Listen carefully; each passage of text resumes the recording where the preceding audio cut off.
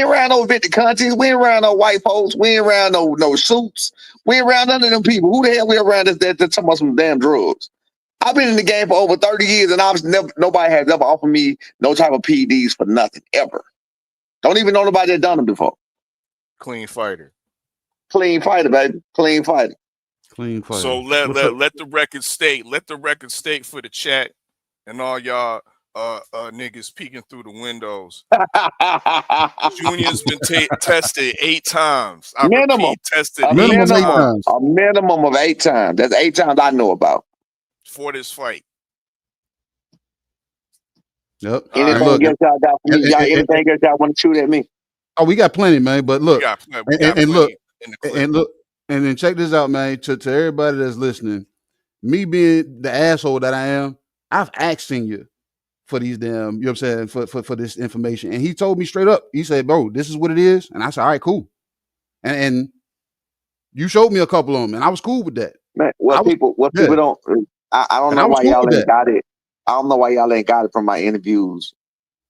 I don't have to lie to y'all. Y'all are not females. You are not at my house last night in the bed talking about where was I at when I left to go to the store. If that ain't where you was at last night, I ain't lying to you. If you was at my bed last night, I said I was going to the store and I was gone 2 hours, then I'm going to lie to you. But if that ain't where you was at last night, then I ain't lying to you. I'm not lying to no grown-ass men or women or boys or nothing. I don't have to. If we ain't ucking, I ain't lying to you. If we ucking, I'm going to lie to you, okay? I got to. It's for your feelings not and mine, okay? Hey, I would have shout out my boy 503 line for pulling up on us, man. You know what I'm saying? What's up with you, 5? You here? Yo, can you hear me how I sound, man? You sound good. You sound real good, man. You had something for them. Apologies. Apologies for me coming in late, man. It's homecoming week, man. I've been ripping and running with my boys. And I just had to drop them off at the at the park, man. They doing like a big block party up there for the guys. So what's good with it? What's good with it, Senior? How you doing? What's going on, boss? You got something for me? You got something you need to cook me with?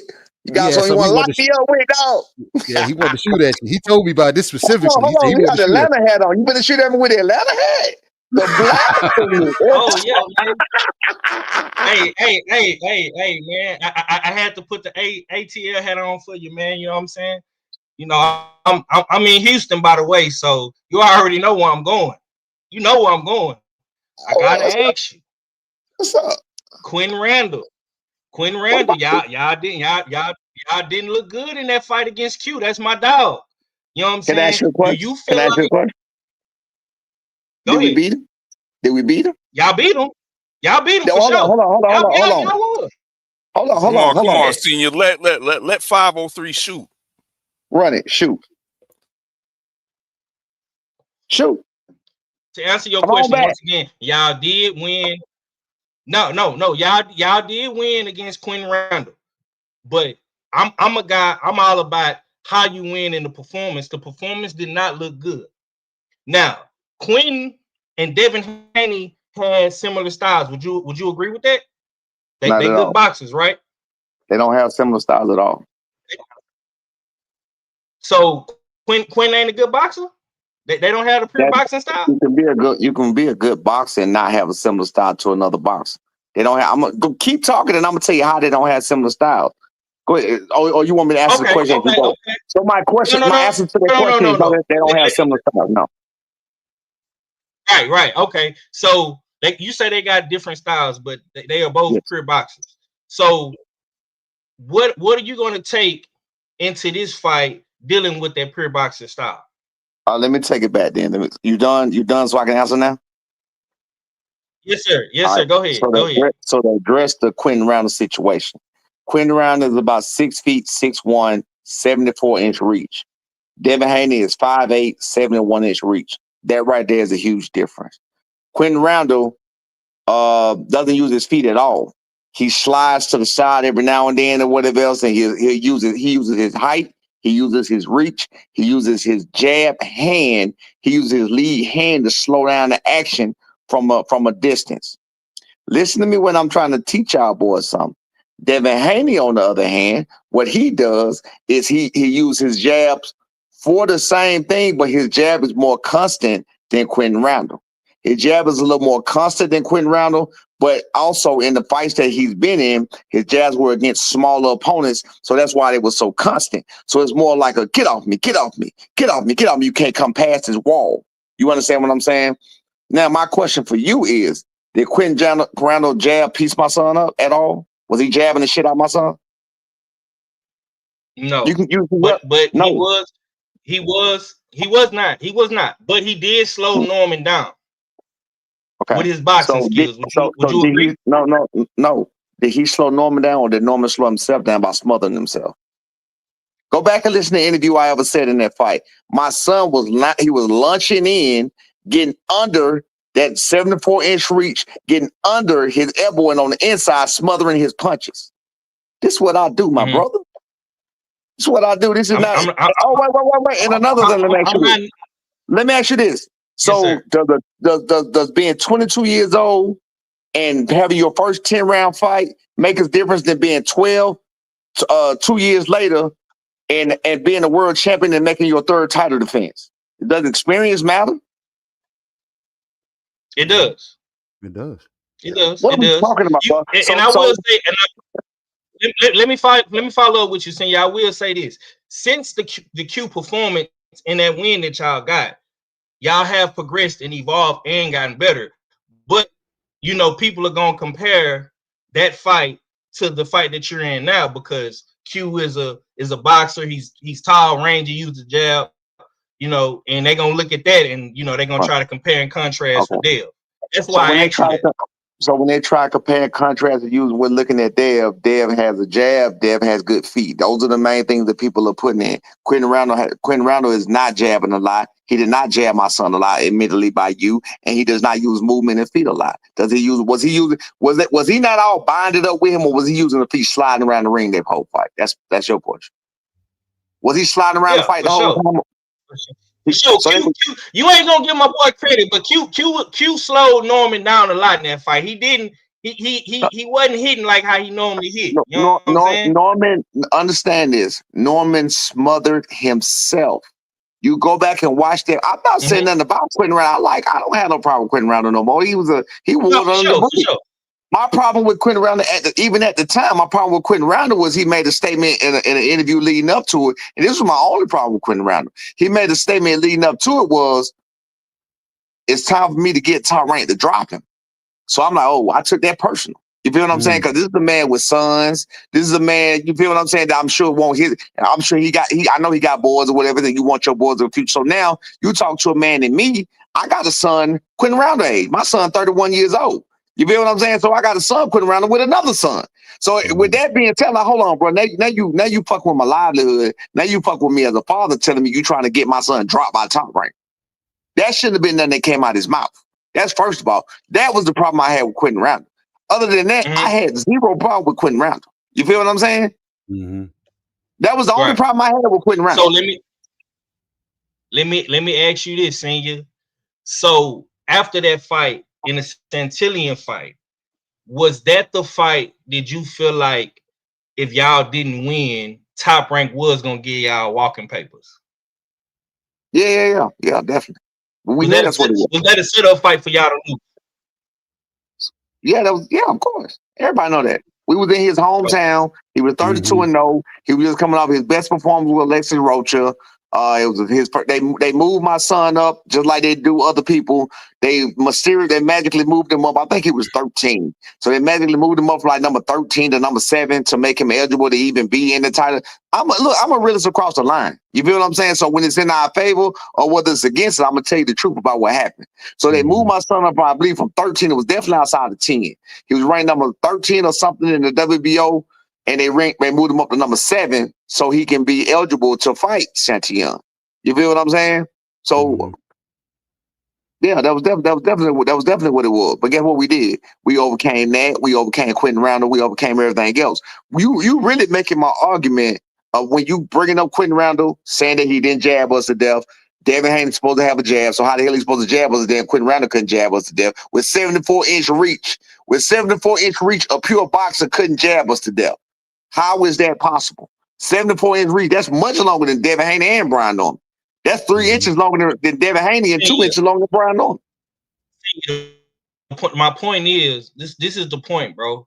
Y'all didn't look like a killer when y'all fought a boxer. That's my whole point. No. The killer monologue and the killer narrative, and Brian Norman knocks people out and he stepping on shit. He the assassin. He wasn't no assassin when he fought a boxer. See, that's my whole thing. Hey, hello. You feel me? He was. And I say that with respect. I say that with respect. You know what I'm saying? I don't mean no disrespect. Let me help you. Let me help you out with that. Let's bag that up. 2 fights before that. Damian Cora, he didn't knock him out. Jesus Perez, he didn't knock him out. Quentin Randall, he didn't knock him out. Boca Chica, he didn't knock him out. Santillan, knockout. Cuevas, knockout. Shin Sasaki, knockout. You understand what I'm saying? The people before, they wasn't calling him a knockout artist like that before until now. Now, of course, he been put people to sleep before he ever got on top rank, but when he was on TV, he dropped the ball each and every time. When he locked in on himself and he got out of his own head and he stopped worrying about what the hell the people want and what the people say and what the people think or whatever else, that's when he started doing him and he started stepping on shit. So you talking about something that was you talking about something with stepping on shit. So what you talking about? That was before. That was before he was stepping on shit. So just like the nigga Art Man the other day on the West Coast talking about 8 people went 12 rounds with him. Not one person has ever gone 12 rounds with Brian Norman Jr. Not one person. He's had 3 scheduled 12-round fights. Nobody has made it. One made it 10 rounds, one made it 3 rounds, one made it 5 rounds. Nobody has gone 12 rounds with Brian Norman Jr. Devin Haney will not go 12 rounds with Brian. He's going to fake an injury. It's going to be a foul. He's going to foul his way out of that motherfucker. Bill going to throw in the towel or he's going to get knocked the fuck out. The fight not going 12. We ain't going 12 rounds. We're not going 12 rounds. This in you. The shit. Let me I got one. Yeah. Okay. Go ahead. Oh, my bad. Oh, that's you. Who going? You going? Go ahead. Go. Go ahead, 5. You said you got one more. Okay. Now, yeah, I got one follow-up question for you, man. And I'm gonna not talk about boxing on this one. I really want to talk about the culture. You and Bill, 2 black fathers, man, amazing fathers. We know Bill was in the streets. She was more blue collar guy like myself, worked, did your thing. It seemed like y'all had a lot of love and respect for one another. But since this fight came about, it's like all the respect and admiration went out the door. After this fight, do you think win, lose, or draw? Do you think you and Bill will ever be cool again or like cordial and for the culture, 5 people? Let's back that up a little bit. We're gonna back it up behind you said blue collar. I sold dope first. Yeah. I sold dope. That was my first job ever. I was in the streets. I was literally a part. I'm not saying. I'm not saying no. I was a terrible dope dealer. I was telling the truth. I was terrible drug dealer. I was running. Listen. Nigga, hey, listen, I was fronting crackheads, crack till Friday, all kind of shit. I was fucked up. Hey, I'm giving crackheads crack on credit, I swear to God. But look, listen, I was a terrible drug dealer. But check it out, though. But right past that. Right past that. Right. I'm saying it just so y'all get an understanding who the fuck I am and where I've been, because I've been through a certain part. I was literally part of a robbing crew called the 211 robbing crew. You understand what I'm saying? Literally pulling kick though, literally doing shit. You understand what I'm saying? I had kids young. They changed my life. Then I became blue collar. Then it became nothing about the kids. Then it became all of that. Fast forward. I gave Bill Haney nothing but respect. I said all of that to let y'all know I understand the streets. I'm from the streets. I made my way to the gutter. I made my way to the bottom. I fell in the bottom because I wasn't raised bad. I wasn't raised none of that shit. It was all me being a fake ass fucking gangster. That's what it was. You feel what I'm saying? So I made my way to the bottom and I clawed my way out the bottom and I came to who the fuck I am today. You feel what I'm saying? So with that being said, gave Bill Haney, the brother with that's paving the way with his son, and I seen what he was doing and doing the good matchmaking and doing the good promotion and fighting a good fight. That's cool. That's all good and dandy. But you cross the line when you put your motherfucking hands on me or my motherfucking child. You cross the line when you antagonize me and you act like some shit is something that ain't. You cross the line when you start insinuating shit about my child being on drugs and every motherfucking thing else. When the boy don't drink, he don't smoke, he ain't around nothing. The nigga don't even party. He don't do shit. Fuck Bill Haney. That's how I feel about that. Will we be cool later? Maybe later, but I got some business to take care of after this fight that I'm going to take care of. After that, maybe we'll be cool. Other than that, fuck Bill Haney. Real talk. I ain't did shit to Bill Haney. Bill Haney did shit to me. Okay, go ahead, Kay. That pretty much answered my question. You good? You gonna sit your ass down somewhere? You know I ain't sitting my ass down. I'm just getting started. The party just I ain't ducking no smoke. I ain't ducking no smoke. I ain't ducking no question. My question to you, I heard Bill Haney, your boy Art Man say the other day. My question to you, has anybody went go pull up box rep, pull up the motherfucking information. Has anybody went 12 rounds with Brian Norman Jr.? No. Right, Brian Norman, and this is about fact. Brian Norman Jr. only had 5 fights with 2 good hands. Quentin Randall, Boca Chica, Santillan, Cuevas, and Jensen Saki. The rest of his career, he had two bad hands. It was either one or the other. He had 2 bad hands. He had problems. I got it in my hand too, but my hands were tougher than his. He had problems in the back of his hand that need to be fucking fixed. That bothered the base of his hand. Period. They had to strengthen that shit up. And his shit is on the money, and that's when he started knocking motherfuckers out right after that. Rather, he got that shit together with Quentin Randall. That was the first fight. He was on some other shit. He was trying to smother. He wanted to kill him because of the shit he was talking. That was perfect for this Devin fight. So now we ain't got to put no emotions in. We know what he can and can't do. Okay. Nobody went 12 with Brian Norman Jr. Nobody. So are you saying nobody went 12 rounds? That's a fact. Nobody went 12 rounds with your son. Right. So are you insinuating that Devin Haney is not going to go 12 rounds with your son? Devin Haney is not going to go 12 rounds with my son. That's my word. Okay. All right, look. We talking about hands and being strong and being weak and who's going to go 12 rounds. Let's talk about what me and you was talking about, damn senior. What up? Devin has better footwork than your son. I don't see that. Show me where he got better footwork than my son. My son has done. Devin needed so this is how I feel about that. I feel like you show your tools when it's time to show your tools. Would you bring a screwdriver? Would you bring a Philippine screwdriver when you need a flathead? No, I wouldn't. Okay. So if my son didn't need feet to beat a certain person, why would he bring a tool to the job he don't need? Devin Haney has needed tools that he didn't have. In Lomachenko fight, he could have used his elite feet to neutralize Lomachenko. You understand? Lomachenko was leading the dance. That's why Lomachenko was getting off on him. Lomachenko was the one using his feet. Lomachenko was the one catching the angles. Lomachenko was the one stepping to the angles and getting the better off on Devin in the later rounds. That's what happened in that fight. If you go look at any other fight that Devin had, Devin Haney stands there. That's what I was trying to tell y'all a long time ago. Devin Haney stands there because he has the height and size advantage. He stands there. He don't go no fucking where. These so-called elite feet you're talking about, the only time you'll even see him move his feet to the degree of what he was moving in is with Ramirez, and that shit was terrible. Any other feet, you go watch Lomachenko feet. Put the shit on right now. That motherfucker stepping. He stayed picking them up, putting them down, picking them up, putting. He was like marching damn near. This shit was crazy. He don't have good feet. That's just you know what? That's just my opinion. I'm let it ride. But he's a great fighter. He's a phenomenal fighter. He's the best ever. So let me ask you this. What is it specifically that makes you say Brian Jr. is gonna stop Haney? Is it the power, pressure, timing, or is it something Haney hasn't faced before? All of the above. You can see time. You can see timing on display on every single one of these fights.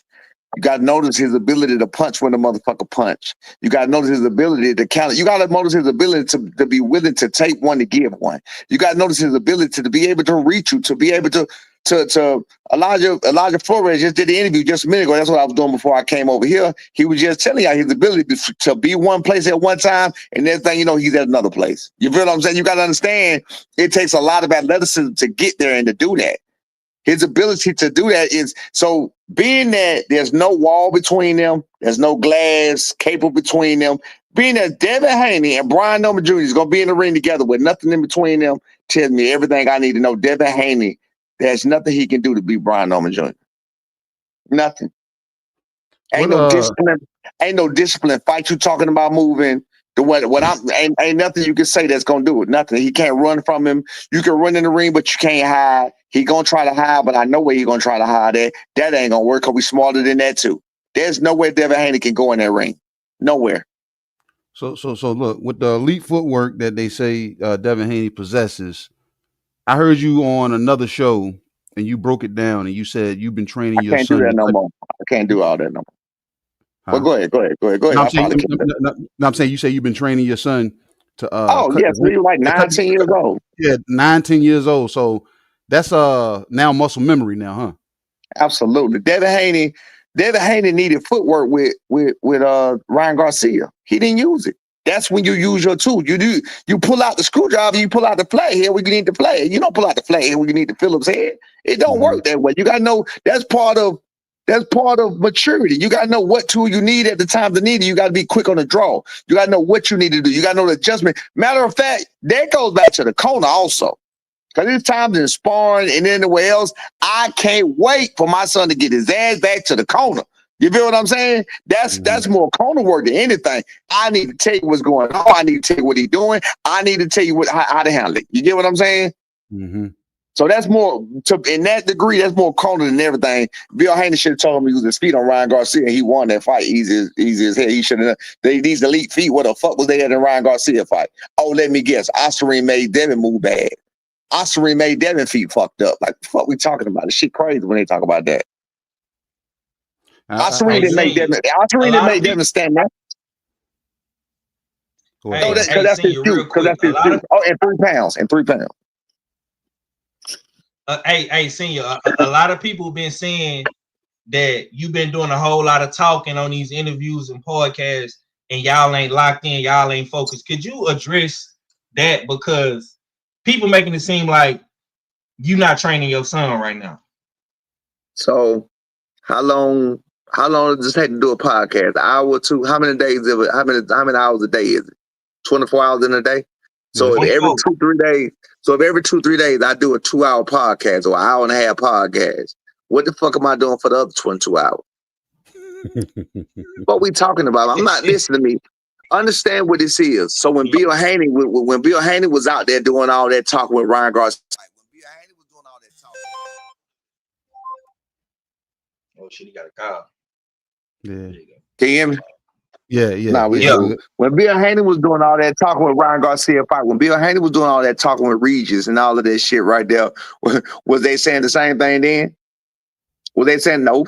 Because it's all about who the fuck they like. That's all it's about. That's all it's about. I'm at the shop. I'll be there in a minute. I said I'm on the interview. I'll be there in a minute. I'll call you back. Don't forget the tag. I got the tag. All right. Hello. Yeah, man. Yeah. But I was saying that it's all about who you like and what you like. I can, man, this shit is so crazy. I can go across the board where a person did the exact same thing and they'll find a way to change. This shit ain't got spooky now. You know what I'm saying? Like I put it across the board where people that I talk about, people doing I'm talking about identical. This ain't even, like I said, it ain't even apples to oranges no more. It's apples to apples. But they still can't tell you it'd be a big ass apple over here and a little bit ass apple over there. Like, which one bigger? Well, really, if you look at it from another dimension, like, shut the fuck up. Like, hey, senior, you said something. It's about who people like. So now you saying, are you getting that Brian Norman is a villain, or y'all not liked, or y'all not the popular kid at the table with the rest of the kids? Like, what is it? Why you think or feel like y'all not as liked as much as the rest of these other No, guys? I'm not. It's not even as light because people hate Devin Haney. So people dislike Devin Haney more than they dislike Brian Norman Jr. That's first of all. So Mhm. that's not the case. The only people that are saying it, but he still has some that's saying it. The only ones that are saying it. I'm not saying the majority or nothing like that. Nah, it's just a few. It's just a few dumbasses saying it. It only take a few dummies that support Devin Haney that don't know what the fuck they're talking about to say these things that you're talking about. So I'm not saying he's more popular or they more liked than that. Nah, the world really hates his ass. When I was at the Bud Crawford and Canelo fight, they put his ass on that motherfucking monitor. The whole damn thing went dark. Ooh, it was worse than it was on the damn TV. I heard it on TV too, but it was worse. It was bad. So you So said they that's ain't the recognize boxing him there? world. That's the boxing world in general don't like Devin Haney. That's You it. said That's the they Devin Haney problem. so you saying they didn't recognize Dev just as much as they ain't recognize your son there, huh? No. I'm not saying they ain't recognize him. I'm telling you they ain't like his ass. Oh shit. Okay. Well, shit. Yeah, Damn, nah, I okay. ain't saying it. Nah, we talking about recognize. Nah, they didn't put my son nowhere. They wouldn't know where to recognize him at. Nah, I wouldn't know where my son wouldn't even there. Yeah, he won't. Cause yeah. I They remember. put Devin Haney on the monitor and the whole damn go back and watch it. This you can hear it on TV, but I'm telling you, TV has a way. It was so bad. TV got because they did it to B with a B and Quentin Roundle. They booed the shit out of both of them at Quentin Roundle fight. But when you go watch it on TV, you don't hear it. That like it's like they have a way of filtering the boos out and putting a couple of cheers. And then that shit was straight boos in that motherfucker. And it was the same thing in that big ass stadium, Allegiant Stadium, with Devin Haney in Vegas, where he's from. He's from Vegas. They put his face on the TV and his daddy face, and what's called they booed the shit out of him. That's no bueno, man. That is no bueno. Fella, you been quiet up there, champ, man. What you got? Are you there? Yeah, You I'm with here. us? Oh, I'm what you? Oh, here. you You know what I you just soaking this shit up, huh? You just soaking all this up, man. What you got, man? I know you got something in the tuck. mean? My clips are ready. Yeah, I know. Go ahead and shoot away. You know what I Shoot mean? away, man. Mine Shoot too. away. Senior, I want to hear your take on what the streets are saying. You know what I mean? There's I've been down these back alley streets and I've heard the whispers of your son's chin. Niggas always want to bring up the Boca Chica fight, I mean, which resulted in a no contest, I believe, due to cuts.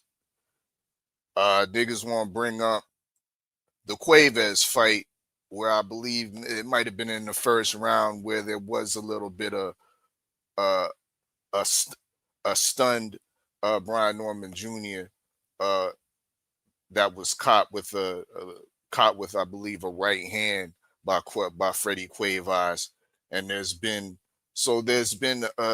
some sleazy talk of less than reliable chin in comparison to Devin Haney.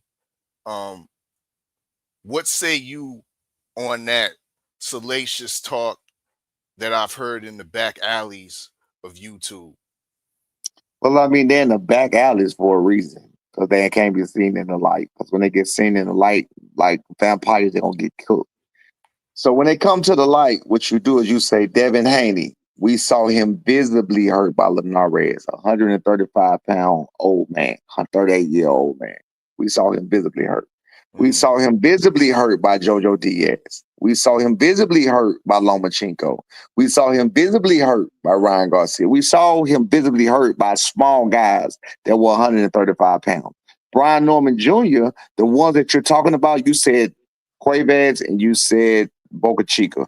Cuevas, all he did was it was a hook, just so you know. It was when he hit him with a hook, he reset his feet. That's all it is. You can go back and watch it. He reset his feet, and then if he was hurt, he wouldn't have been coming forward. He reset his feet and he blasted right back at it. With Boca Chica, he got dropped, he got right up, he got clipped. You gotta go look at how it was. It was, you see, I hate when people do this. I don't like Boca Chica at all. But I give respect where respect is due. This is respect to the skills of Boca Chica, the same one he dropped Teofimo Lopez with the exact same punch in sparring, and it's on video too if you want to go see it, the exact same punch. So what he did was it was Brian Norman Jr. being reckless, and you hear me say it in the ring in the corner of Brian Norman Jr. right after that round, was Brian Norman Jr. threw a lead overhand right. and his left hand was low. Boca Chica just stepped back in the pocket, cocked, waiting, and he pounced. Boom. That was credit to Boca Chica for having the knowledge and the know-how and the visibility to see that shot and the timing of that shot. Timing matters. Timing beats a lot of shit. You get what I'm saying? So all that was timing. When he hit B, it hit down, and when it hit down, of course, if you come off your pivot, you're gonna roll, and that's why he rolled like he did and got right up, went to the corner, did exactly what I told him to do if he ever get hurt. Closed his eye, took some breathers, took it all in, took the 8 seconds, came back out. He went right back to work. He didn't come out and shy away. He didn't come out and start holding and grabbing him like Devin Haney does when he get hit. He didn't do none of that.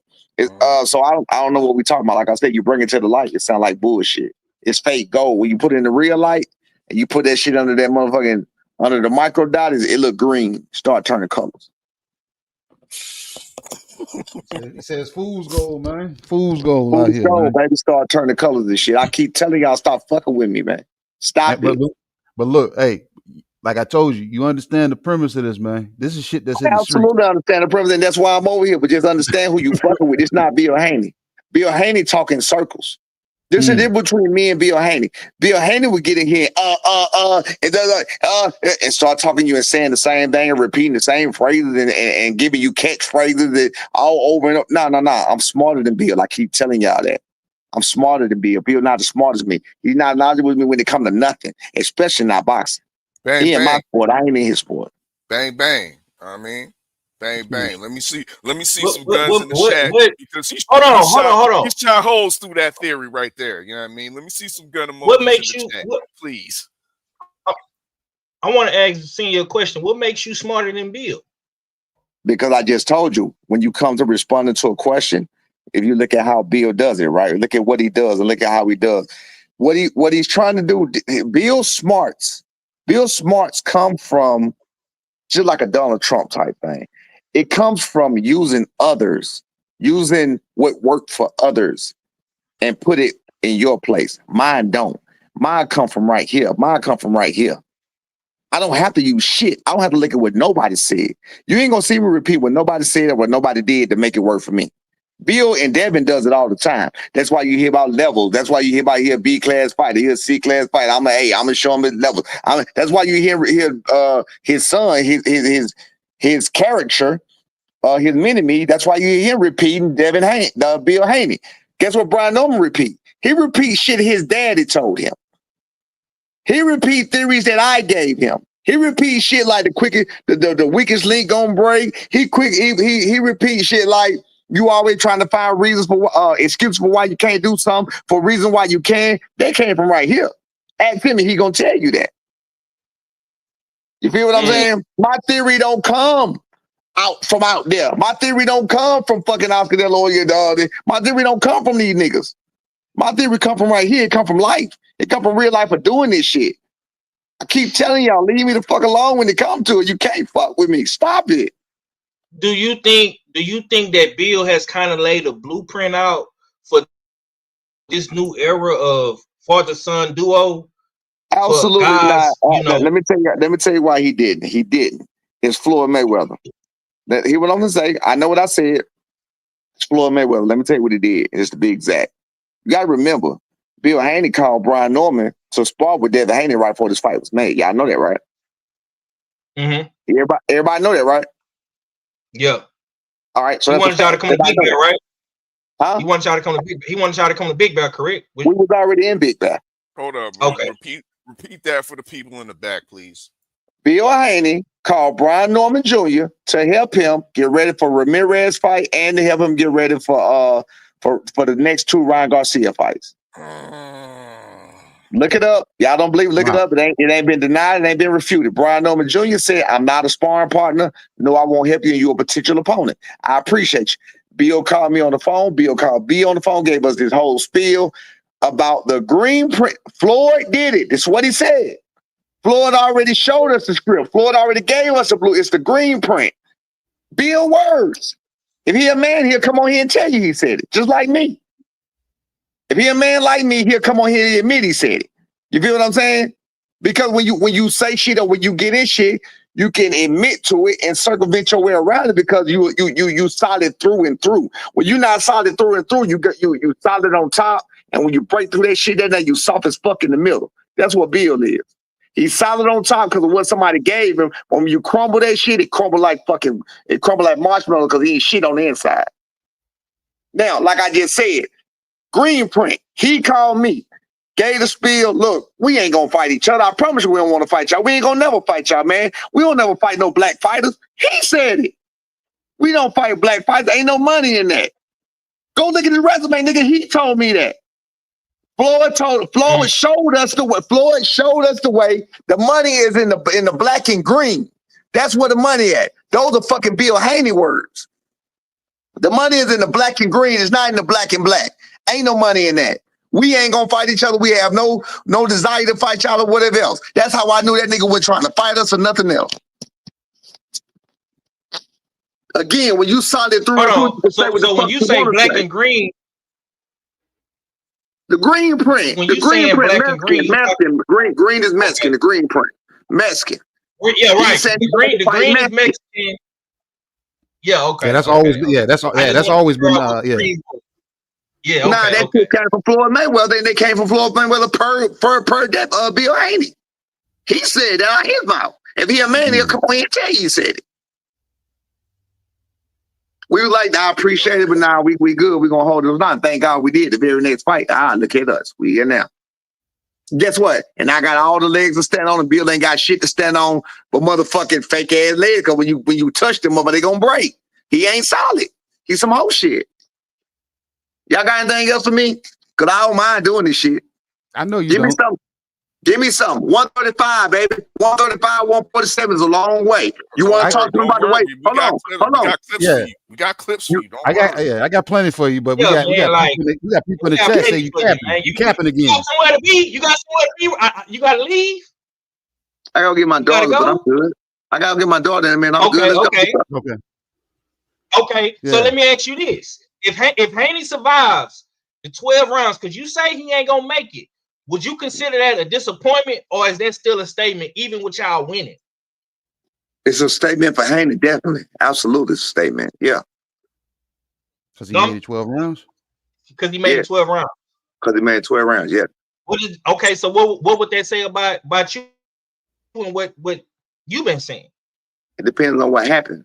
I mean, what you mean? I can't speak on that till we see what happened. We're gonna see, like, is this nigga gonna fall all over the place? If he gonna be grabbing knees and shit like he did with Ryan Garcia and Harvey Dot was giving him all the goddamn leeway in the world. Like, well, it depends on how it go. Okay, let me ask you this: do you feel like the media is protecting Devin Haney because of the business that him and Bill is pushing, and his connections in the game? Do you feel like guys like myself, KG, all fellow dudes on YouTube, the content creators, podcasters, do you feel like it ain't about that? To me, I think it's just man's fannery. I'm not being disrespectful. I'm telling you what I think. I really, because I don't understand. I be telling people this, but I don't think y'all get what I'm saying as calm as possible. Y'all talk more about this nigga Devin Haney than I talk about my son, and let me explain what I'm saying to you. All I can do is give you the facts on what I know, the facts on what I've seen, and the facts on this and that.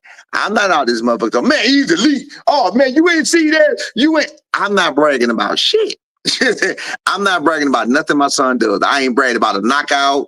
I ain't bragging about how did you see how he did this? Did you see that? Devin Haney fans do that. You feel what I'm saying? Tank fans do that. You know what I'm saying? Canelo fans do that. That's called. My son was raised by me. We were raised to be a man. We are not fans of men. We don't do that. We don't understand that. We don't recognize that time. I don't do that to my own son. My own seed came from me. Started right here. I don't do that to him. He a fucking grown man. He gonna do it for himself. He gonna show it for himself. We don't do that. So that's why you asked me about being protected in the book. No, I just think it's a bunch of, it's like, men in sports go hand in hand, and we just, we get some shit. We just be real passionate about that shit. But to me, that's called being a man fan. And I ain't never been a man fan of the Hawks. I ain't never been a man fan of the Falcons. I ain't never been a man fan of nobody on no team at all. Okay. Got hot in Yeah. here, man. Hold on. Let me switch gears, bro, because I don't want to make this just about Bill and Dev, man. Let me ask you about your son, man. Like, how different is Brian Jr. now compared to when he was the kid coming up in the amateurs in Atlanta? Big difference now. Then it was me. Then it was all me. It was all me. I put the chip in the back. I put the battery in the back of that Warrior, and he do what I told him to do. And he go in there, he do what he do. That's it to the end. Now it's more him. It's more him thinking for himself. It's more him researching. It's more him, coming with. Even when we talk, we have situations. He tell me sometimes what's going to work out better for him. Like even when I tell him to throw a certain punch, he be like, "You think it'd be cool if I throw it this way?" I mean, it's a very respectful conversation. You know what I'm saying? Like, you think about doing it because like sometimes when I do it this way, it made me want to do this. You know what I'm saying? By instinct, we want to do this after. So now he's a free thinking grown man, and now he got it. So now his two heads are better than one than just one head. Back then it was just one head. Let me ask you something real quick. I get this from a lot of fighters when I ask them. I'm like, "Hey, did you watch this fight? Did you see this fight?" Now, I don't even watch fights, man. I go off of what my damn team says. My team plans the fight. So you saying Junior watches other fights, or does he keep up? He's been watching. He loves old school fights. He loves old school fights. I've been telling him for years he need to start watching newer fights now, because just like with basketball and everything else, things evolve, and these are the people who you're gonna be fighting or whatever else. So lately he has been watching more fights. So he does watch some fights now. He definitely watches some fights.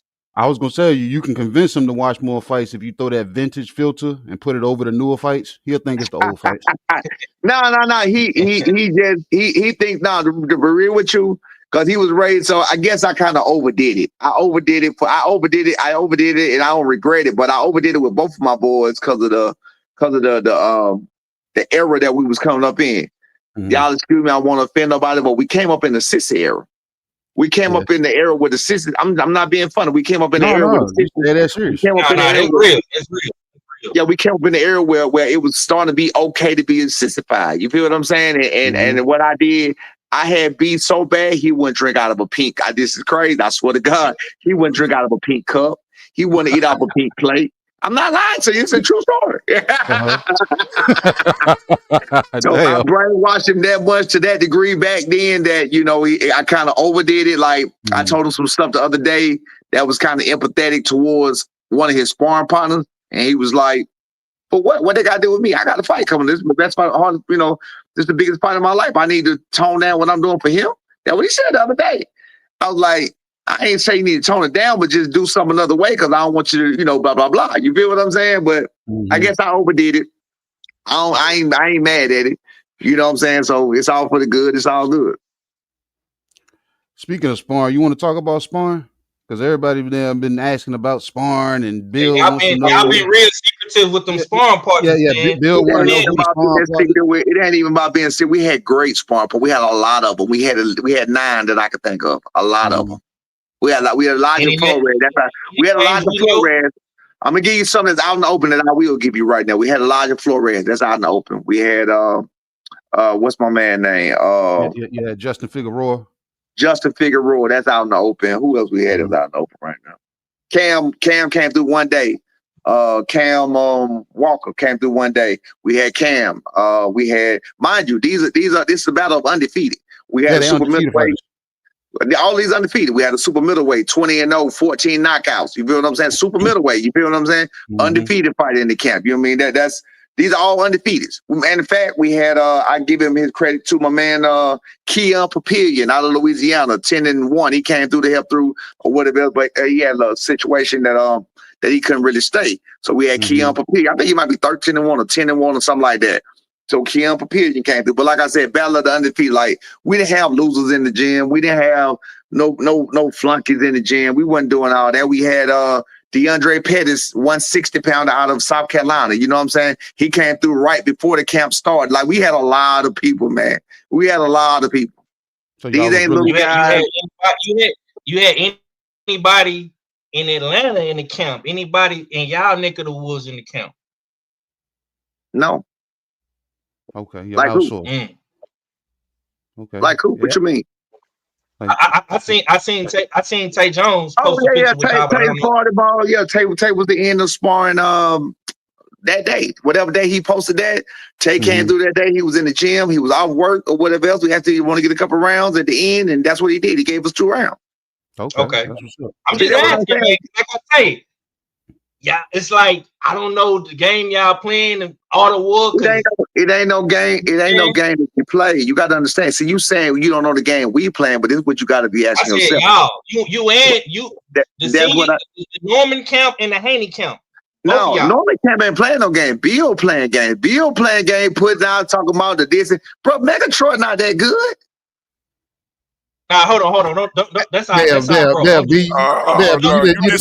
shot at him. Yeah, you dissing Twin over there. You done shot at him like that. You can't do that. That's his boy. Don't do him like that. He not. You know what I'm saying? That's my brother, man. Don't do him like that, man. Well, I mean, good luck to him. Good luck to him and everything else. But you can't put him out there like he's a killer, though. No. Remember what I told you, Kay? I said they brought Troy in. And he had a different standpoint, yeah. To help Bill and Dev with the boxing. I think they brought Troy in to help him with his boxing because Troy is another good boxer. Yeah, but he's trying to box y'all. Okay. Can we agree he's not a killer? Box y'all ears off, coach. They trying to box for 12 rounds, coach.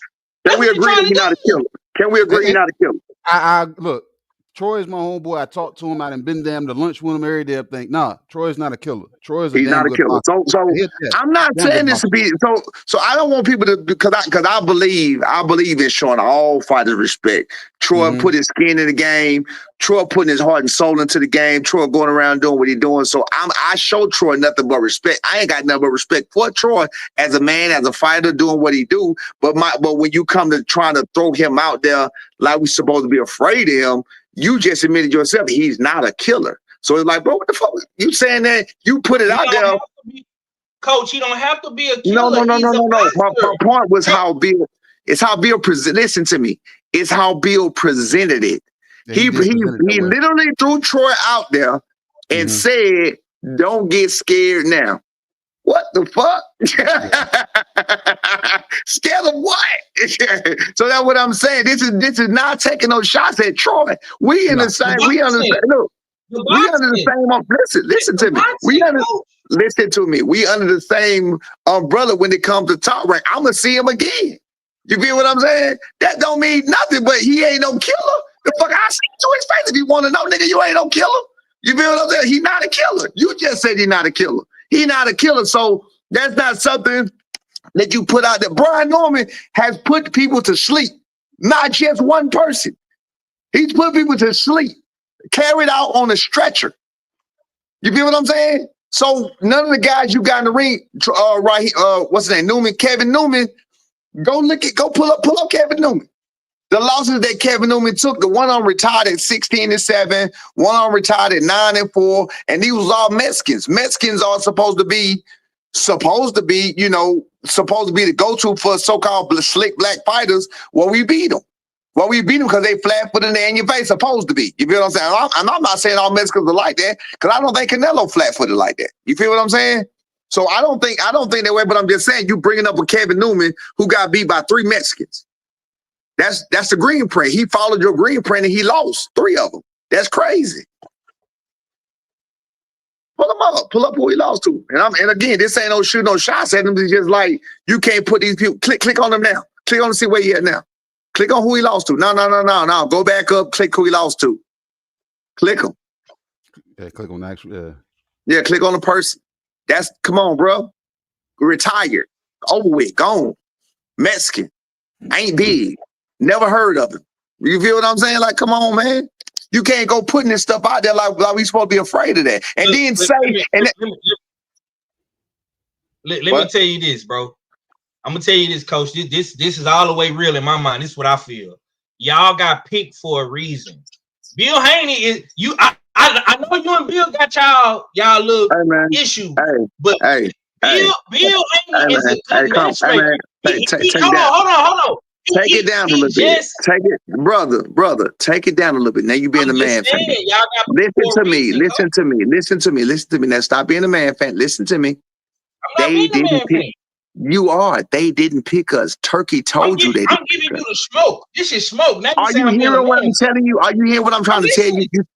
You said they picked. Wait a minute. You said they picked us for a reason. They didn't pick us. They didn't pick us. They didn't pick us. This fight is happening for a reason. The fight is So happening for a reason.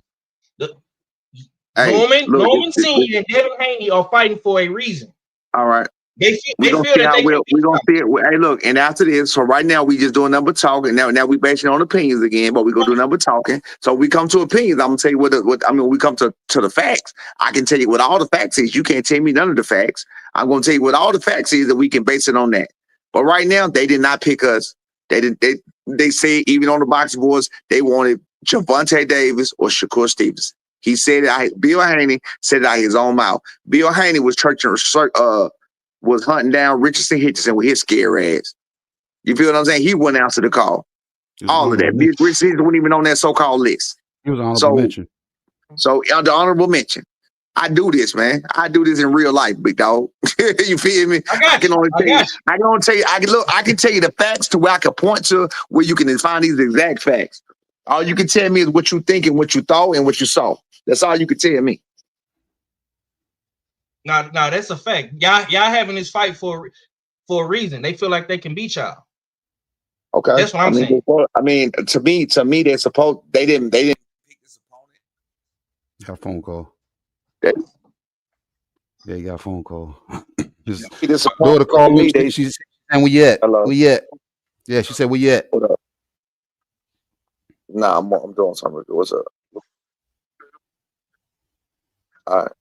Let's get those likes up, y'all. Let's get those likes up in the chat. So, like I was saying, they didn't pick the fight, but of course, as a man, you're supposed to feel like you can beat anybody. As a boxer, as a top tier boxer, you're supposed to feel like you can beat anybody. I can tell you another fact. You go watch the last few Devin Haney interviews. He didn't even say he was going to beat Brian Norman Jr. He didn't even say that.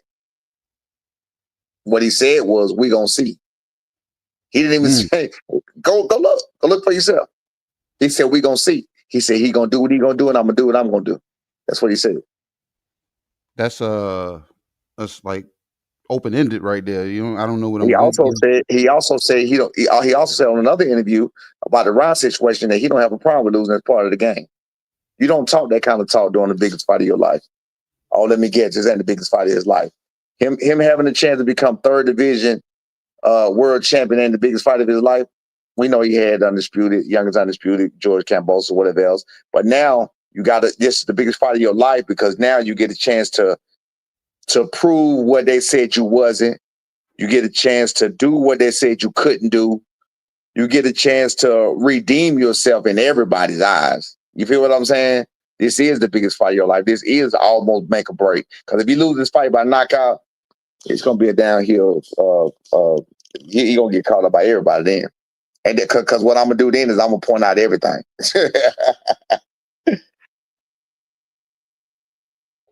Man. God damn, man. Our fella got Junior up on the screen. And I see he got him up on the screen for a reason, man. You know what I'm saying? Because a lot of people have been doing this also. What's up? They've said this too. Say what? You see that? They say Junior's resume. Yeah. Let's get there. Okay, yeah. So we'll take it like this. Brian Norman Jr. and Brian Norman Jr. and Devin Haney they came up the exact same way. They both came up in Mexico. They both started as teenagers. They both came up and they both did what they did. So then once he got signed up, you can go to the bottom. You can go to whatever you want to. We had Cameron Duncan. In fact, if you want to say Brian Norman's resume is trash, you can go to Terrence Crawford resume. You can go to Jerron Ennis resume. You can go to Tim Bradley resume. You can go to Mikey Garcia resume. Cameron Duncan was the manager of all of these guys. Same guys. He built them all the exact same way. Some people, the younger they are, they give you more, but he's very protective of his fighters. He don't want his fighters to get damaged at all. He knows they can fight. He just want to get your record. He want to build your record up, try to sell you the top rank, try to sell you the Showtime, whoever he was dealing with at the time. That's why you had Brandon Lee and Jerron Ennis and Brian Norman fighting on Showtime at the exact same time. That's why when they all broke up and they split up, that's why they all went their own separate ways. That's how Jerron Ennis ended up on Matchroom. We ended up on Top Rank, and Brandon Lee ended up in Queensboro.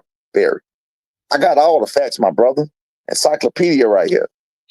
You go look at Old whoever, school. whatever you want. Same manager. Cameron Duncan, Brandon Lee.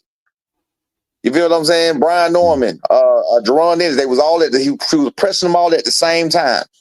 You feel me? He couldn't get them to get on the board at the time, whatever, because they didn't want to deal with Cameron Duncan. God rest his soul. They didn't want to deal with him more at the times because he had worked for them for so long or whatever, and he was trying to get him with Showtime. Showtime didn't fuck with B because of their tank spawn. So they stopped fucking with B because of their tank spawn, so they blackballed him. So now we had like 2 years. That's why in 2022 he didn't fight at all.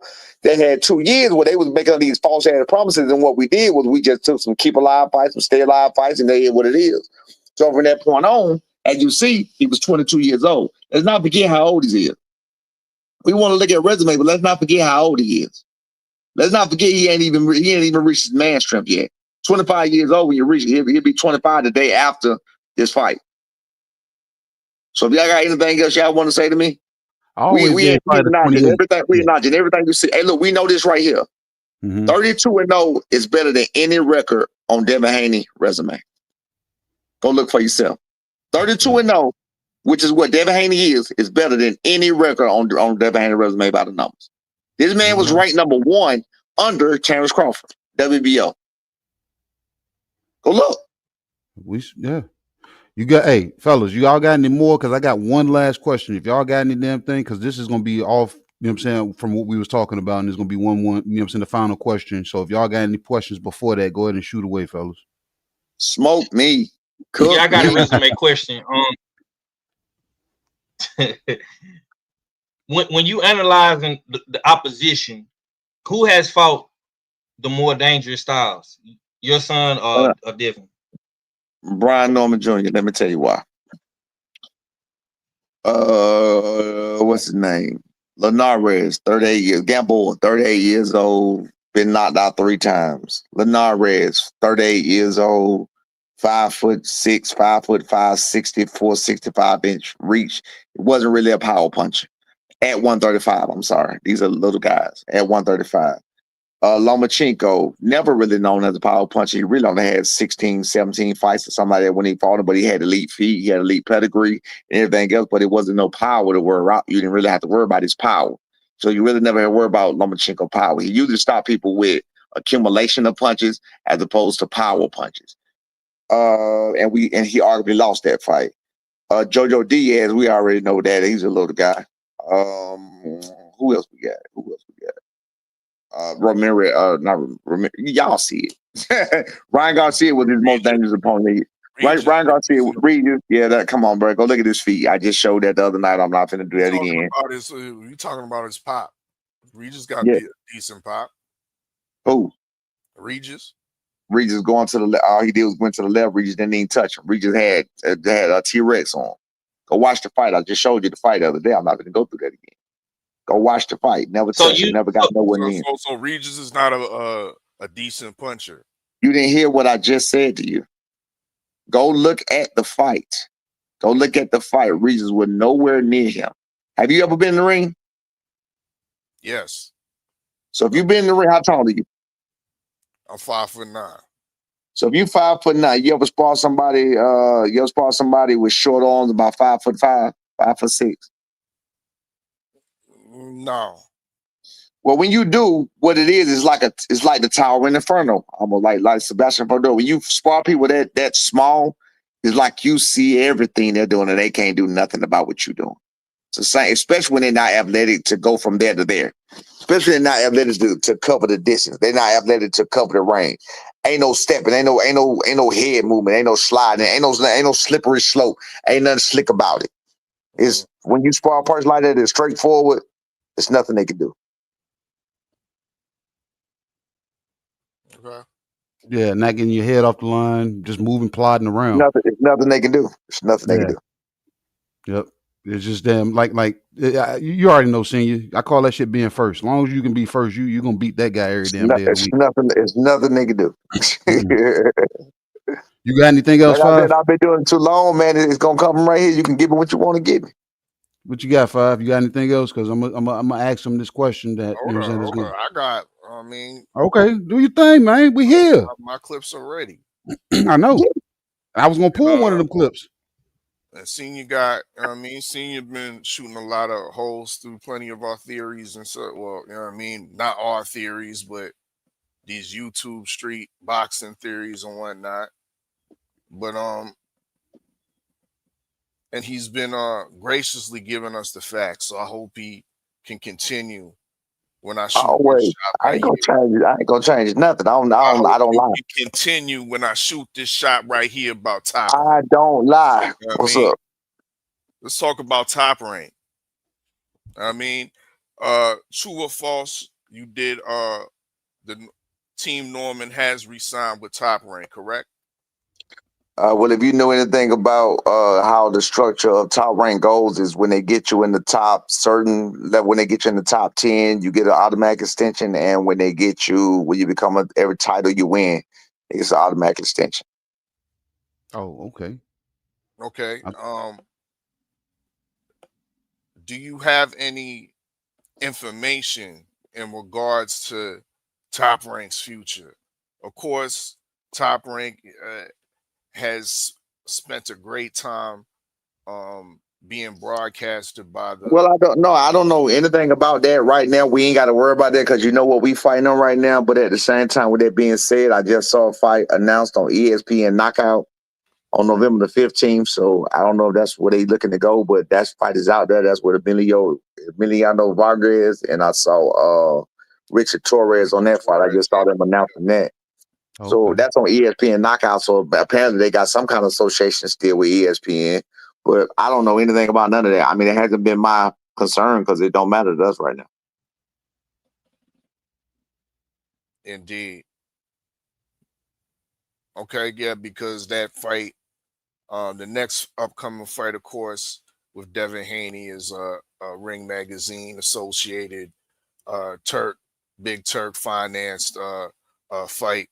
So of course there is no concerns in the short term, and hopefully when that's all said and done, Top Rank will have secured a deal or a new broadcasting deal with one of these big networks.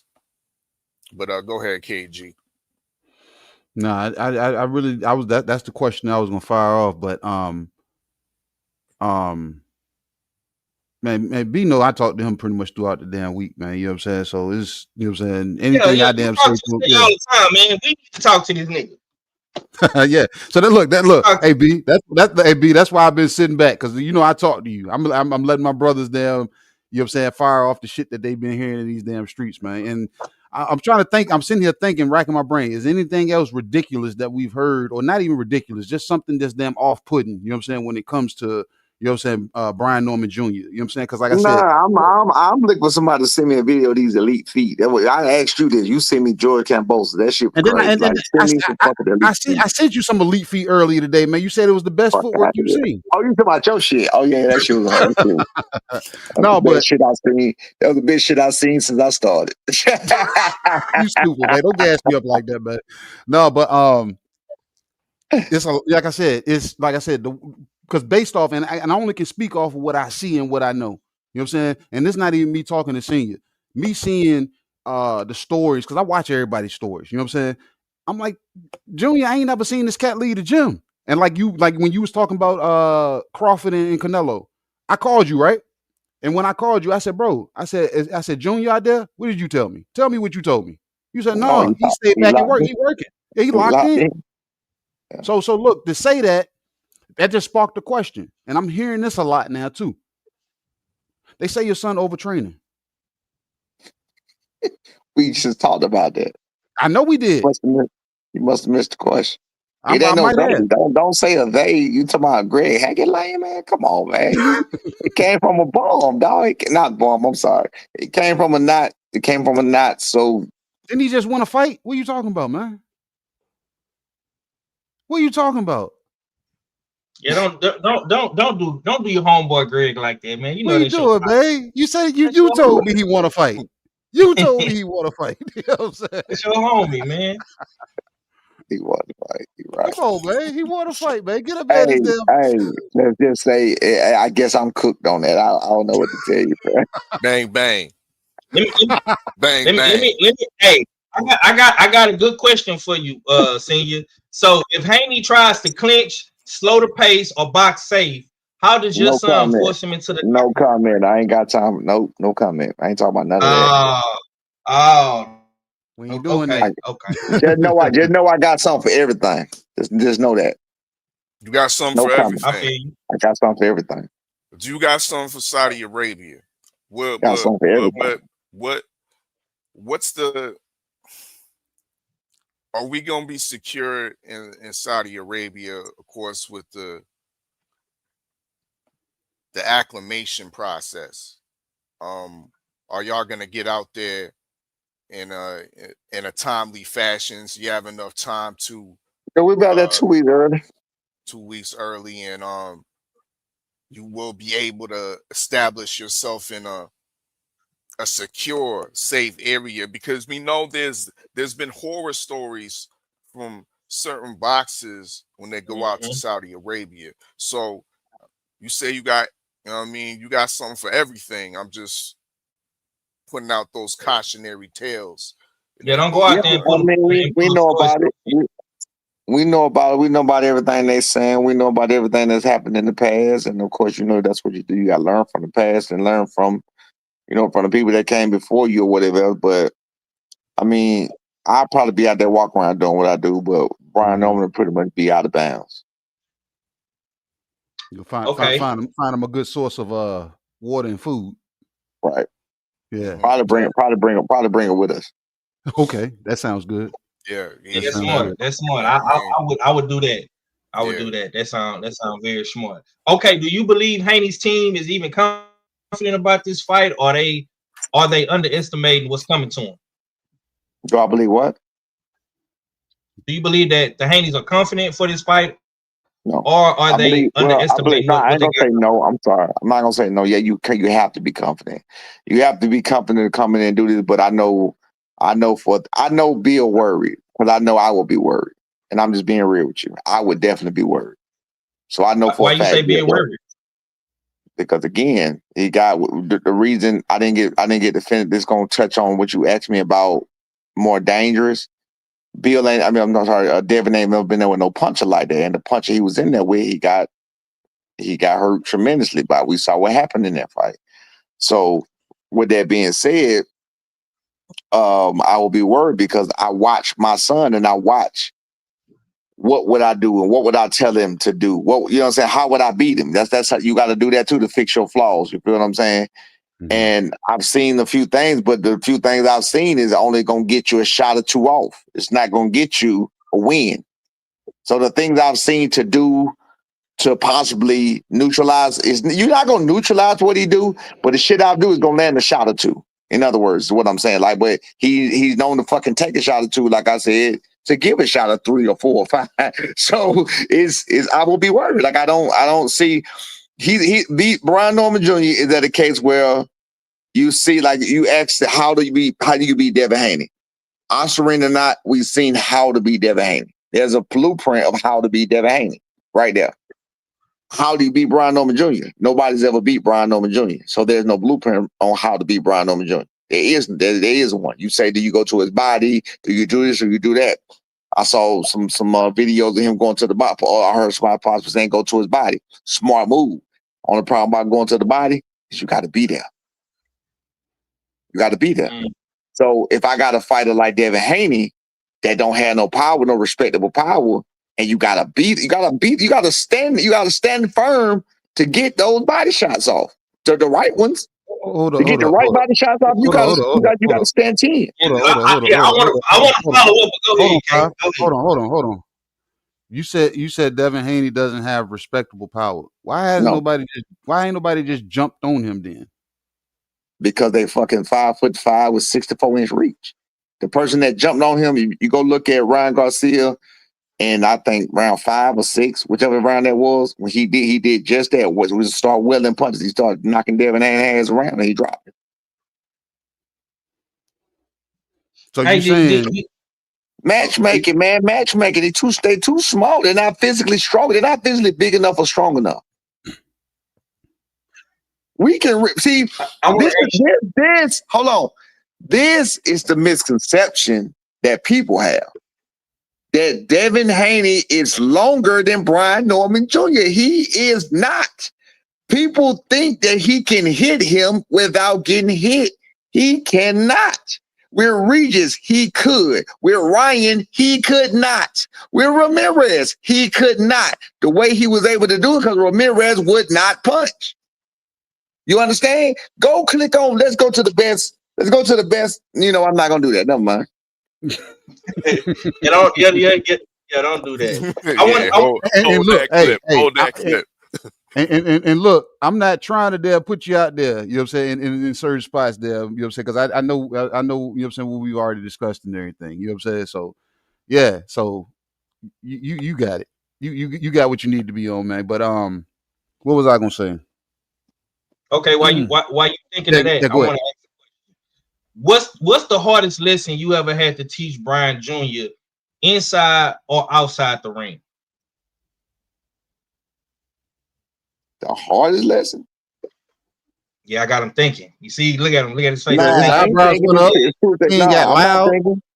not thinking. I got two things already. You say inside or outside the ring. It's about that people ain't shit in general. Don't trust nobody but me. And definitely don't trust no females. Just keep it real. Okay. Yeah. You told us earlier. Trust anybody. And he told us earlier. He told us earlier we can lie to him too. we can lie to the women. Oh, you stupid. Okay, we ain't gonna do no one. I'm not doing no woman bashing. I'm not doing woman bashing. I was just giving y'all a generalist of who I am. I don't lie to men. I can't bring myself to do it. The only person I tell a lie to is if somebody a female was to call me and say, who you was with last night? I know damn well I was with somebody I ain't had nobody being with, and I'm gonna say I was at home by myself. That's them like the only regular lies. You know what I'm saying? That's it. He said it was him and Palmer's. That's who it was. I believe that law, but okay. I got a follow-up question because I do want to. Hey, no, I'm gonna say, look, I ain't known Palmer's in 25 years, and they know that, so that's the problem. So it's like you ain't seen me. You ain't been with me. You been somewhere. No, I ain't. I just been locked in on the fight. Locked in on the fight. Yeah, that's your excuse right now. Cause I ain't see. They know I don't see Palmer. So shit. You about to say something fine? Because I'm gonna ask him something real quick.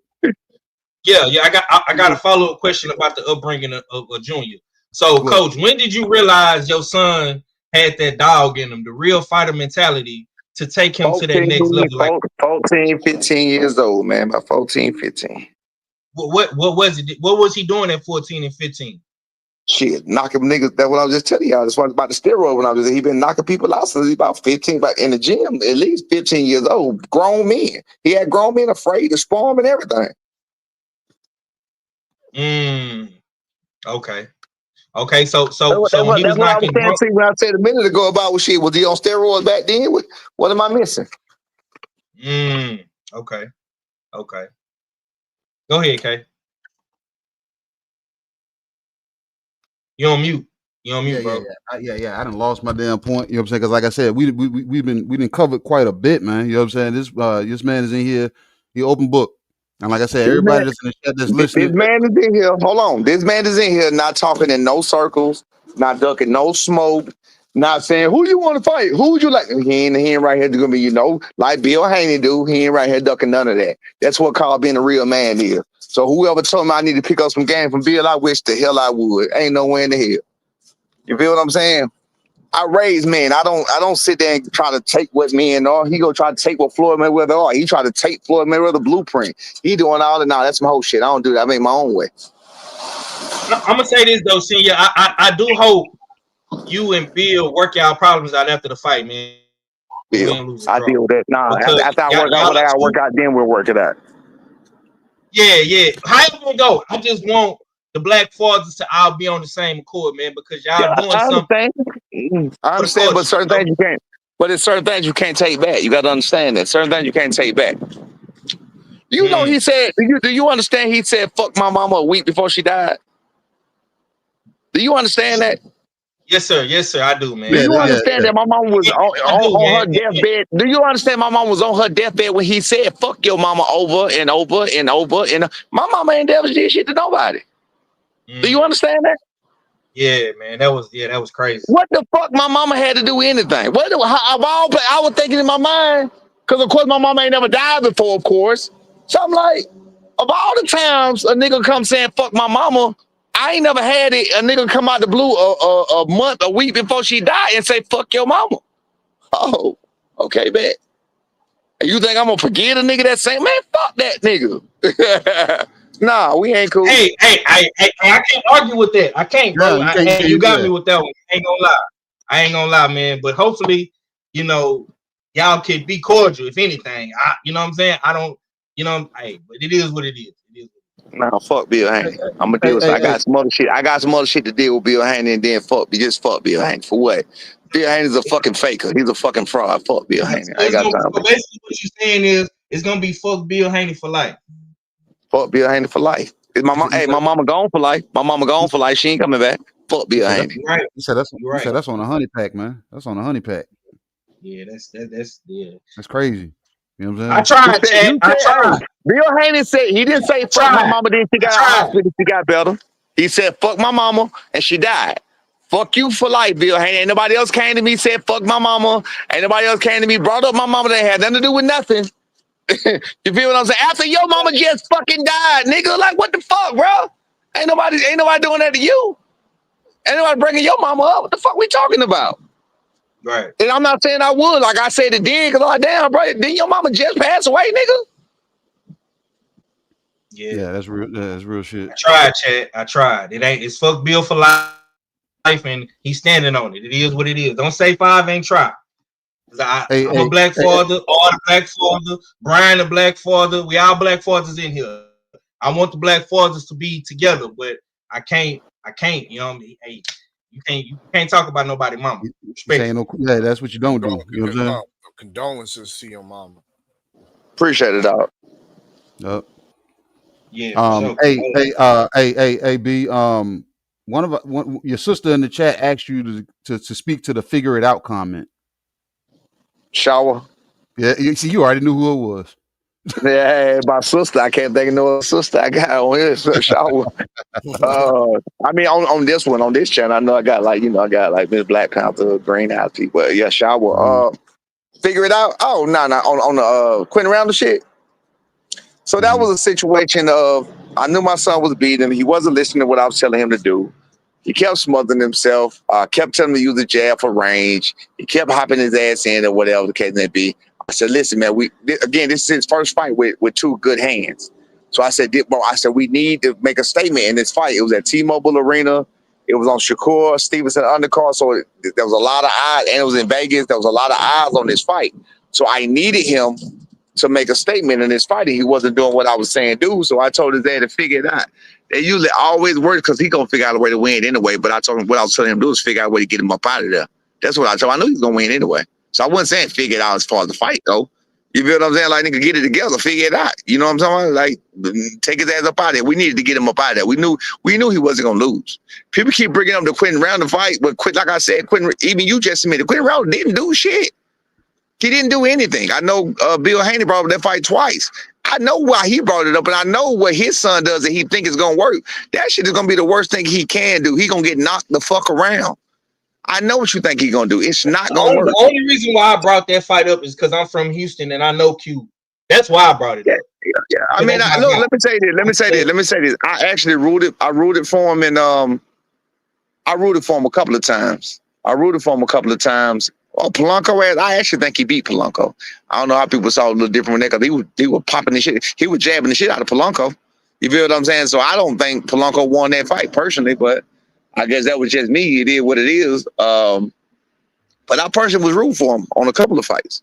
So I don't have no dismay to it. Like I told you, same thing. Like you just said, we all black fathers. Same thing. It's like, damn, bro, this black father who I know got sons, and I think one of them passed away. Rest in peace to his son or whatever else. And you gonna tell me with my son that's still here, you gonna try to get him out of his contract? What the fuck kind of shit? Where they do that at? You gonna put that out there? So these people watching, these white folks watching on TV, that's what you gonna put out there. You trying to get him out of here. You trying to get Tyrant to drop him.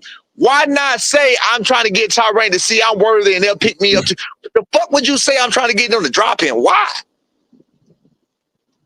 You feel what I'm saying? So that's that crabs in the barrel mentality. I'm gonna pull you down so I can get where you at, as opposed to you pull me up. I'm gonna show him I'm worthy too. Nigga, sign me too. Fuck you mean pull him down so I can get the fuck out of here. So that's why I had a problem with Quentin Roundle.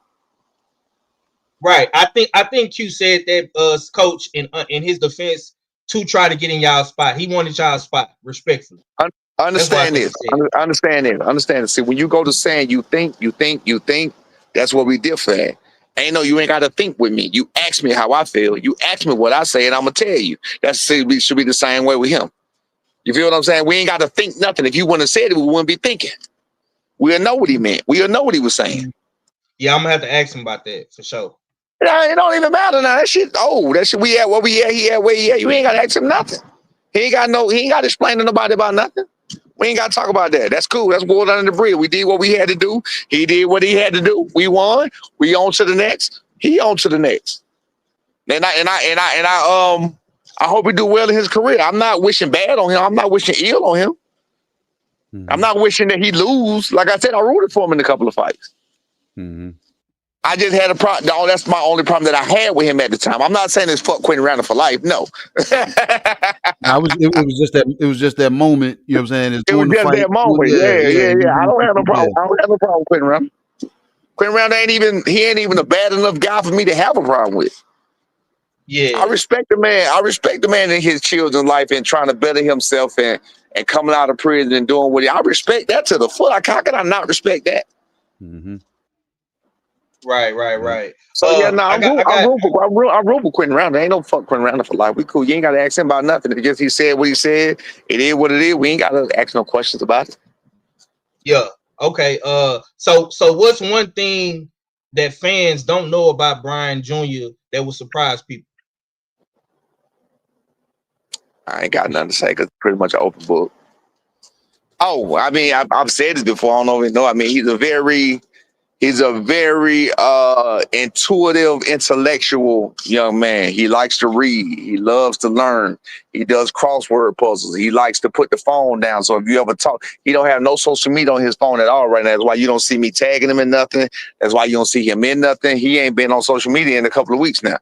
You feel what I'm saying? So he ain't on nothing. That's why he ain't on nothing when the ring, top rank, when everybody puts something out, he ain't tagged to none of that because he got to accept it. He ain't on nothing right now. You feel what I'm saying? So he thinks that say what? I was gonna say I thought that was an Atlanta thing, you know what I'm saying? Everybody want to articulate themselves like a young Clifford Harris. Because Junior, he clean with it. He clean with it when he talks. No, that's really who he is. You feel what I'm saying? Again, I guess I'm gonna say it was some of that do as I say, not as I do type thing. Mm-hmm. Mm-hmm. He took that in a lot of ways because he's way better than me at a lot of things that I taught him. What I was just telling him what to do, and I be damn, he took that shit and ran with it. Mm-hmm. I mean, everything. Like seriously, everything. Seriously, like when it comes to training, it's like, it's about time. Like I told you about times in the day. You know what I mean? When I just talk about the 24 hours in the day, like, okay, what can I be doing? What can I be doing positive? What can I be doing productive? You feel what I'm saying? Like, you feel what I'm saying? Like, for example, right here on here, and this is something I go by or whatever, but I ain't out and a B gonna always go with it. I'm not. I've been on here for what, 2 hours? Going on. I've been on here an hour and a half, 2 hours, right? And then I was just on something else before that, and I was listening to another interview before that. So that's like 3-4 hours out of my whole day. It takes 8.5, 9 minutes to run a mile. So why can't I run a mile? You understand what I'm saying? Just for example, you feel what I'm saying? Mm-hmm. And that's what got me back in. Like, you mean tell me you can take 4 hours out your day doing something that don't do shit, that don't move the needle for nothing in your life, but you can't take 10 minutes out your day or 15, 20 minutes out your day to do something that will help your health every single day. You feel what I'm saying? Take shit like that literally. I take it, keep it in mind, and some days I do, some days I don't. You feel what I'm saying? He take that shit literally and he stick with it. He's what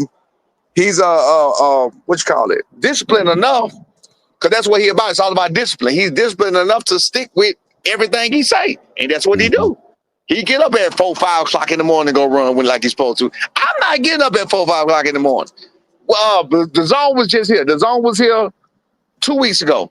The zone was here 2 weeks ago. They was like, they running Stone Mountain. They ran 10 miles. I think they did 5 miles when the zone was here. Yeah, but the zone here, they ran 5. So when the zone was here, they got up at 6 o'clock in the morning when they ran 5 miles. The dude at the zone, the cameraman, he was like, "Oh, we going up there in the morning. You gonna be up there?" I said, "What time we going?" He said, 6 a.m. I said, "No." I'm gonna tell you ahead of time, bro. I'm not going. I ain't gonna be there.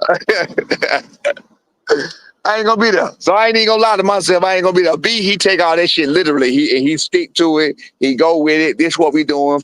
This is the schedule. We on this schedule. This what we at with it. So he's disciplined about what he do. That's why he don't have no weight problems. He don't smoke. He don't drink. He don't do no drugs. Never have. Last thing real quick, I've told somebody this before. Started 12 years old. I just heard him talking about it yesterday. 12 years old. True story. 12 years old. He used to hang outside all the time. He in that last era of the hang outside kids. So he used to hang outside all the time and play. I started coming home every day. He in the house early, playing the game. Kids outside right in front of my door playing. I noticed he kept doing about a week on damn. Why you ain't outside no more? You don't know with your friend no more? Y'all done fell out, something happened with us? Like, nah. I'm like, why you ain't out there? He's like, I don't want to go out there. So then I let it go, called him, came back to him. But why you ain't out there? Something going on? What's going on out there? Why you ain't outside with them? Like, they outside right here. He was like, man, they be doing stupid stuff. What you mean? Man, smoking this stuff. He stopped hanging with them because they was smoking, 12 years old. So his friends started smoking at 12. B stayed in the house. He chose to stay in the house. You feel what I'm saying? That's just the kind of guy he is. Well, Clean fighter. Clean fighter. Clean fighter, real shit. Clean, but don't even smoke weed. Never. I never smoke weed. I don't drink. I drink every now and then, like whatever, but I don't drink at all, really. Clean fighter. I see you inching toward that car right now, so you about to damn cut us loose. You know what I'm saying? I can see it. Yeah, I gotta get my baby, man. Yeah, I know. I didn't get y'all 2 hours out my day, and chances are my fat ass they gonna go get on the damn treadmill for 10 minutes and run. You reach your quota for the day, man. You know what I'm saying? But no, I got one question, and this is something that me and you talked about. And this is not to look past the food that's on the table coming up. I'm not gonna look past the food, so ain't really nothing to talk about. I know, but what did you tell me? If you want to say it, who are you looking for after? You said a phrase. No. You talking about that dude? You talking Richard H? No. I ain't even talking about a name. You told me you look, and I tell the people. Brian Norman Sr., I asked him. I said, bro, we ain't looking past Devin Haney.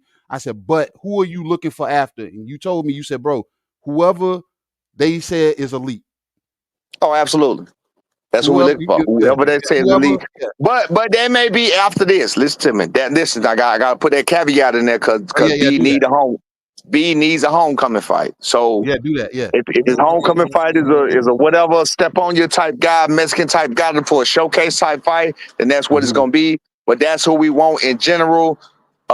He needs a homecoming fight after that. But as far as who we want, whoever called himself the elite. If Richardson called himself the elite, step up. If you want to come to 147, like you said, stop up. We already know. I figured him out. He's some bullshit anyway. Because somebody else, my man's elephant in the room. My man's elephant in the room. I can't think of his name right now. He brought us to my attention like Richardson gonna respond to me immediately after me just saying something on Mill City. When everybody done called his name out, he won't respond to them at all. They be quiet in the mother, quiet in the mouth, because the fight can happen.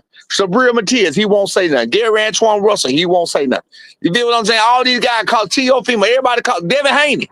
Everybody call his name out, his ass quiet. But the father of a man that's fighting the man that that ain't even in your damn division, that goddamn well you ain't got no intentions on fight, you want to say something. Get your bitch ass out of here, man. So you know what I'm saying? That's what it was on that case. But no, we want anybody that's elite. But Richardson, he ain't gonna fight us. I didn't think about that till my man's elephant in the room sent me that. I thought about, he ain't gonna fight in the damn way. He just running his damn mouth. He ain't gonna fight nobody. I think he worried about. Go ahead. Theoretically, if y'all watch Devin Haney, would who's more attractive, Marios or the B want that whoever got the WBC belt at the time. B want that green belt. That's what he want. He want the green belt. Whoever got the green belt right now is Barrios. Whoever got the green belt, that's the belt we want. Now, if it ain't a wash, you know that there might be a rematch. You know what I mean, or percolating between your son and Devin Haney. But I mean that's the business of boxing. So if it is a washing, can we expect the next fight to be the homecoming? show ass. Yes, definitely the next fight should be the homecoming. Definitely. That'd be dope. The rematch at home. That'd be dope. I doubt Devin. I don't know how that's gonna work out. So like I said, that's the business of boxing. We talking about something that we talking about nothing right now. Yeah. We literally talking about nothing right now. Between us on this spot, we talking about nothing. Yeah. All right. Well, with that said, man, I'm gonna go ahead and let you roll out. Go and pick baby girl up because I know she probably damn still pressing you. You know what I'm saying? Hey, I appreciate your time, man. You know I do. All right, I'll be safe, man. Yeah, right. I hit you up later. All right. I bet.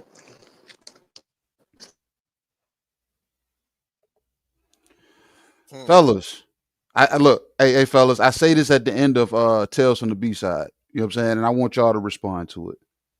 Was that a good one? I think that was a good one. Was that a good one, Five? Great one. I think a lot of information, a lot of facts were spewed.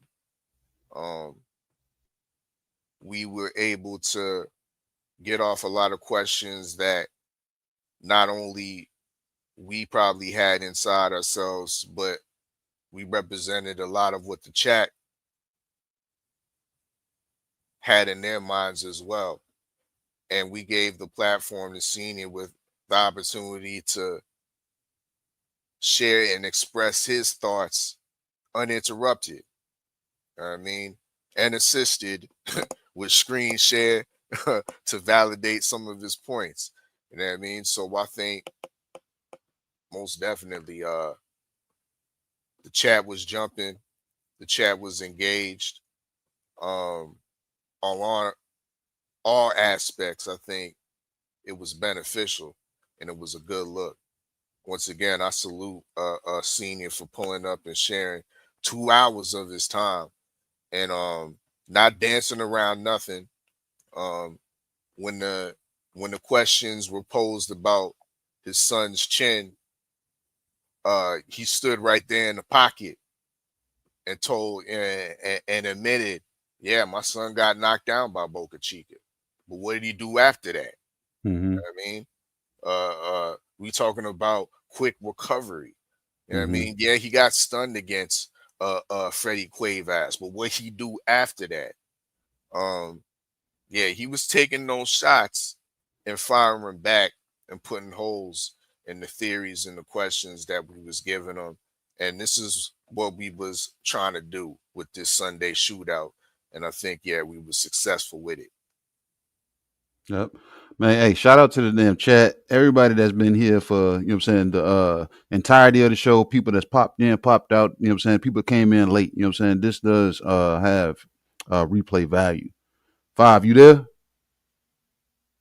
Yeah, I'm here, bro. It was a great show. Real quick, Five, you was on fire, man. I appreciate you. You know what I'm saying? So give me your thoughts. Man, I was light, bro. I was light. I think if I'm being honest, and I know we'll talk behind the scenes, but if I'm being honest, bro, I really didn't. I probably only asked maybe 10% of the questions I really wanted to ask, bro. Like I could send you all the questions I have, bro. I got like 40-some questions, 60-some questions I didn't ask, bro. God damn. I'm serious. I got a whole list of questions I didn't even get into, bro. Now look, those questions that you didn't ask, would those questions still be relevant if we bring them back after the fight? For sure. All right, then. For sure. For sure. The only question, and I wanted to ask him this before he got up out of here, but I know he was itching to get to his whoop to go pick up his baby. I did want to ask him what message did he want to send to the Haneys if they was watching, but I didn't get a chance to ask. But that's why I kept asking y'all if y'all heard had the message. You heard the message. You said fuck. That was his message. Yeah, for sure. For sure. But nah, man, this was a good one, bro. I think Senior thought I was he thought I was a Devin Haney man fan. You know what I'm saying? But if you know Five, you see my shirt. I wear this shirt all the time for a reason. Shakur is my guy. You know what I'm saying? So I think he probably misunderstood how I was coming, but I seen like coming into the into the show, he was wanting the confrontation, so I had to approach him in that way. You know what I'm saying? But you know, one thing I like about Brian is, man, what you see is what you get with him. You know what I'm saying? He is a straight direct person. Now he didn't answer a couple of my questions, you know what I'm saying? But I understood why he didn't answer them. You know what I'm saying? It makes sense. So I definitely think this show is clip worthy. It definitely has replay value as well. And I want to talk to him again, bro. I want to talk to him again. You know what I'm saying? Hopefully we can get him on the show after the fight, and you know we can build from there. Yeah, most definitely, man. Hey, man, like I said, man, this is why the US6 Sports and Entertainment Hub channel exists. You know what I'm saying? I came up with the idea for Tales from the B side. And our fella, you know what I'm saying, 503, you know what I'm saying, Red, Cadillac Red, Stay Ready Mac. These guys know my mind when it comes to things. You know what I'm saying? People say think outside the box. I'm one of those guys that there is no box. You know what I'm saying? So when I throw things out there, it ain't no box to catch it. So whoever gets hit in the face with it, you know what I'm saying? It ain't no bad intention. It's just them, my view, what I see, and it's usually some real shit. You know what I'm saying? So once again, man, shout out to everybody that has shown up to this Usual Suspect 6 Sunday, titled Shootout Sunday with Brian Norman Sr. I really do appreciate everybody. Five, what you got, man, to them to close us out, you know what I'm saying, so we can speak to what this week is going to damn entail, because I know we really ain't got boxing like that. What you got going on this week coming up? Man, like I say, we're gonna talk about the upcoming fights. We was supposed to be getting a good fight this weekend with Thurman and Fondora. I kind of hate that got canceled, so it really kind of interrupted what I want to do. But yeah, man, we just gonna keep the conversation going, bro. Like, we definitely gonna build on this particular interview, and you know what I'm saying. We really just gonna enjoy what we getting, man. Once again, man, salute to you once again for bringing me on the show and letting me talk to Senior. You know what I'm saying? Hopefully he remember who I am now. You know what I'm saying? And hey, man, you know, this was a good one, bro. Shit, that's what's up, man. All right, man. What you got? All right, go ahead and close us out. Tell us what you got, man, because you know me and you be cooking up a storm. We got shit in the air fryer, and the slow cooker, and the microwave, the oven, all four eyes on the stove be burning based off of how me and you be cooking behind the scenes. So what you got coming up this weekend? Pretty much the next 30 days as of next Saturday. What you got coming up, man? You know what I'm saying? Speak to it. What we got going on, fight pool wise, odd fella wise. Usual Suspect 6 wise. Indeed. I mean, what's in the oven right now is that the US6 fight previews, because actually you lied. You know what I mean? There is some boxing on this upcoming You heard the weekend. emphasis. I said boxing. You know what I'm saying? This gonna fuck up the damn fight pool chat boxing. That's what it is. That's why I can't really say like boxing, because these dudes, look, I don't know them dudes. I saw the names at a glance. All right. I mean, three of the fights you have a case with that, but it's a good heavyweight fight coming up. You know what I mean? An important heavyweight fight coming up. Of course, Joseph Parker and Fabio Wardley are in the US6 fight pool fight preview show, which airs on this channel. So make sure y'all subscribe. We're gonna break down the fights and get y'all ready for all the upcoming championship fights of importance this upcoming weekend. So this show ain't just for the players in the fight pool, but it's for boxing fans in general that want to know what fights are coming on. You know what I mean? What networks are those fights going to be showcased? You can get all that information on the US6 fight preview show. You know what I mean? So that's probably going to be coming out the oven this upcoming Thursday or Friday or something like that. You know what I mean? So definitely be on the lookout for that. Make sure y'all shop usualsuspect6.com. Of course, we got the Squabble Up tees. Shout out Carlos Jackson. We got a solidified date with him for him to come back on the show so he can officially announce his upcoming fight November 22nd. I mean, opposite Brian Norman Jr. and Devin Haney. But yes, our boy Carlos Jackson will be making his return November 22nd. So yeah, please rep shopusualsuspect6.com. Get those Squabble Up tees. Get those Clean Fighter tees. We definitely represent and salute all the clean fighters out there. Salute to Natasha Spence, the new say it right. Say it right. The new WBA junior middleweight champion.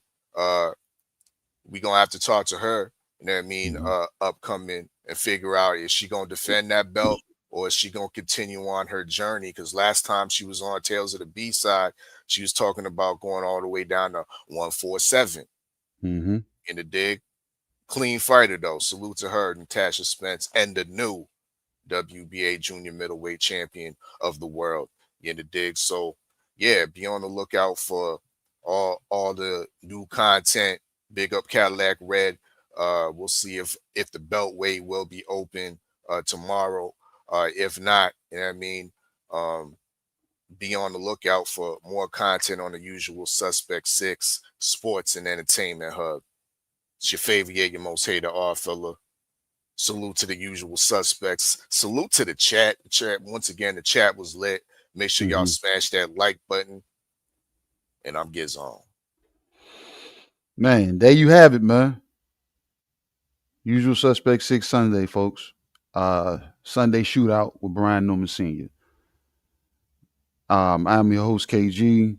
My boy, the mad scientist, odd fella. My boy, 503 Lion.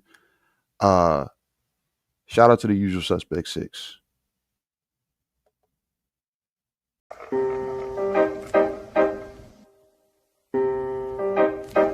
Y'all get an opportunity at the belt for once again. We so blessed to fight him.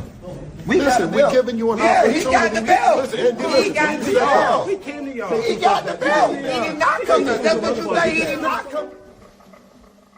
No matter how they try to belittle you, attack your character, create lies and false narratives, understand two things: we dress clean and we fight clean. Salute to the clean fighters. They claim that this community is so drug-free, but it don't look that way to me.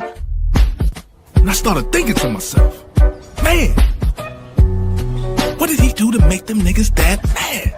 Like Usual Suspect,